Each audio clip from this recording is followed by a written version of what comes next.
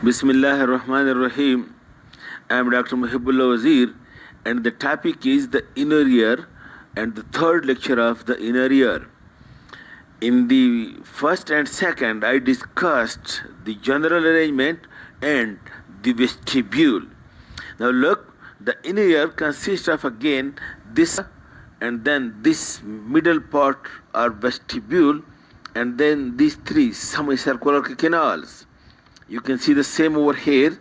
Look, this is the cochlea, and then this central part is the vestibule, and these are the semicircular canals. Now the cochlea, look over here, the cochlea, it lies anteriorly. Look, while the semicircular canals lies posteriorly, and this vestibule lies in the center, and this hole lies inside the petrous part of the temporal bone. Now the cochlea, just look over it. It is the cochlea. It is a conical, snail-shaped, bony canal twisted upon itself. And look over here, please. It is a conical, snail-shaped, bony canal twisted upon itself and having 1, 2, and 3 quarters or 2.5 turns upon itself. And the basal turn of the cochlea, it is the wider one. You know, this is the basal turn. It is the wider. And this wider basal turn, look, this is the basal turn. It produces over here the promontory at the middle wall of the middle ear. This basal turn. Okay. And then over here from the basal turn, it becomes continuous with the vestibule. Okay. And then look, understand one point, that there is a central column which is called as modulus, and around the modulus, the bony canal like this, it turns around it like this. This is the central column of bone or modulus, around which this bony labyrinth or cochlear canal, it turns around it like this, turning around 2.5 or 2 full and 3/4 times. And this you can see it over here. Look, this central axis or modulus, around which the bony canal turns like this. And this modulus of the cochlea, which lies over here at the central region, the base of it is being directed towards the internal acoustic meatus, where it is being perforated. The base of the modulus is being perforated by this cochlear nerve. You can see it is being perforated by this cochlear nerve. While the apex of the modulus, it lies over here, where it is being overlapped by this apical tone of the cochlea. This apical tone of the cochlea, which is the smallest one, it is being overlapped. The apex of this modulus is being overlapped by this apical tone of the cochlea. And then note that from this modulus, a shelf of spiral bone extend into the bony canal. This is bony canal of the cochlea. A shelf of bone from the module extend into the bony canal, and this shelf is called as spiral lamina.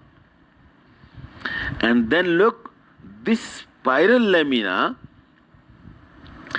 extend into the bony canal, and you already know that lying inside the bony canal is already lying the cochlear duct, and in this way the cochlear duct, which is the membranous labyrinth that lies inside the bony canal, it is attached at one side to this spiral lamina and at another side to this bony canal, and in this way the bony canal of the cochlea is being divided by this spiral lamina and this cochlear duct into two parts. The upper one called as scala vestibuli and the lower one called as scala tympani. This you look over here please also to make understand properly. Look, this blue one, this is the membranous labyrinth or cochlear duct. And look, this one is the scala vestibuli and this one is the scala tympani. The cochlear canal is divided by this cochlear duct and the spiral lamina into two, the scala vestibuli and the scala tympani.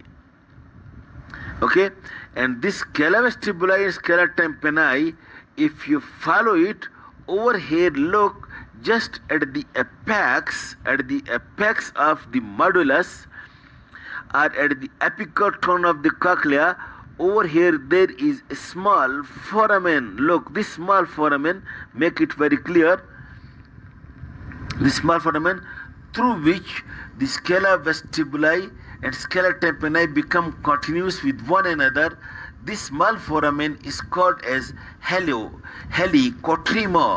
Helicotrema is this small foramen through which the scala vestibuli and scala tympani connect with one another. The same you can see it over here. Look, this is the modulus, this is the cochlear nerve, and this you can see this is the spiral lamina and this is the cochlear duct, and the spiral lamina cochlear duct, it divides the cochlear canal into two, scala vestibuli and scala tympani. Okay, look, and then the at the basal turn of the cochlea,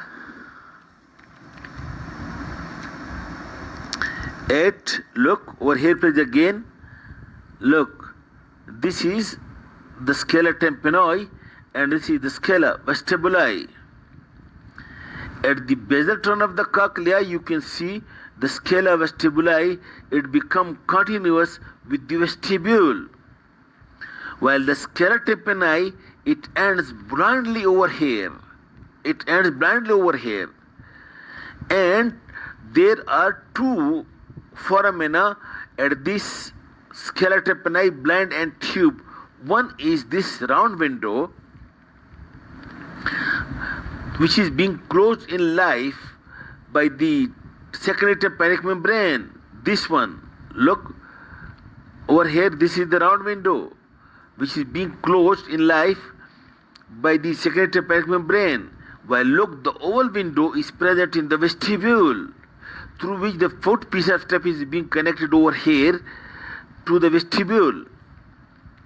Okay, while present over here in this blind ended part of the scala tympani, you look over here, this small foramen again over here, which is the opening of the cochlear canal, liculus, this small foramen. This is the scala tympani, it blind ends over here and it is connected with the round window but closed in life by the secondary tympanic membrane, and this small foramen, which is the opening of the cochlear canaliculus. This cochlear canaliculus from this scala tympani leads posteriorly into the posterior cranial fossa. It enters into posterior cranial fossa and gets attached to the subarachnoid space, and the opening of the subarachnoid, the opening of this cochlear canalicularis, it opens into the subarachnoid space, and that it drains the perilymph into the subarachnoid space. Okay, the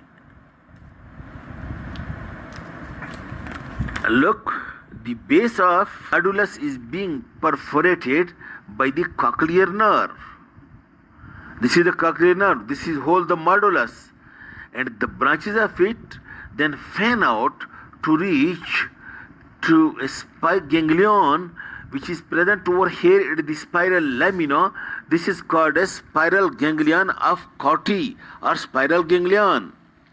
This spiral ganglion is actually the first order neuron or cells of the sensory pathway, and the cochlear nerve, the spiral ganglion, connects the sound receptors in the spiral ganglion with the cochlear nuclei in the brain.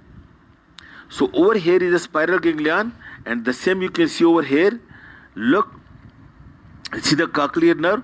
These are the branches of it, and over here is the spiral ganglion, which is being the branches of the cochlear nerve. It reaches to the spiral ganglion, which is the first order neuron in the sensory pathway, that is in the vestibular or the cochlear pathway. This is the first order neuron.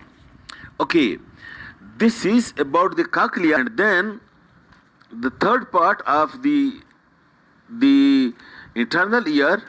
You look over here. These are the three semicircular canals. I told you this is the cochlea, and then this central part is the vestibule, and then there are three semicircular canals: the anterior semicircular canal, then the posterior, and the lateral one. Again, you can see it over here. Sorry. Look, this is the anterior, and this one is the posterior, and this is the lateral semicircular canal. And these three canals, it opens into the vestibule, and the caliber of the canal is almost 1 mm, 1 millimeter, while one end of each canal, you can see over here, is being dilated. And this dilated end, look, this dilated end of each semicircular canal is called as ampulla. And you note, and the diameter of the ampulla is more, this is 2 millimeter, while the diameter of semicircular canal is 1 millimeter. And these canals lies inside the petrous part of temporal bone, and these canals unite through their ends into the vestibule. But note that the two ends of the two canals, that is anterior posterior canal over here, unite with one another. In this way, the three canals open into the vestibule, but 5 openings, not by 6 openings, into the semicircular canal, into the vestibule. And this contains the perilymph, while contained inside this bony canal is the semicircular ducts, which are being made up of membranous labyrinth, and it contains the endolymph, while this bony semicircular canal, it contains the perilymph. Okay, and this anterior semicircular canal, anterior one, look, this is petrous part of temporal bone, this anterior surface, it produces over here an eminence which is called as arcuate eminence. This arcuate eminence is being produced over here by these three semicircular canal, by this anterior semicircular canal. And these three semicircular canals that lies at right angle with one another. Okay, this is all about the bony or osseous labyrinth, and this is the internal ear third lecture, and then in the next lecture we will discuss the membranous labyrinth. Thank you very much.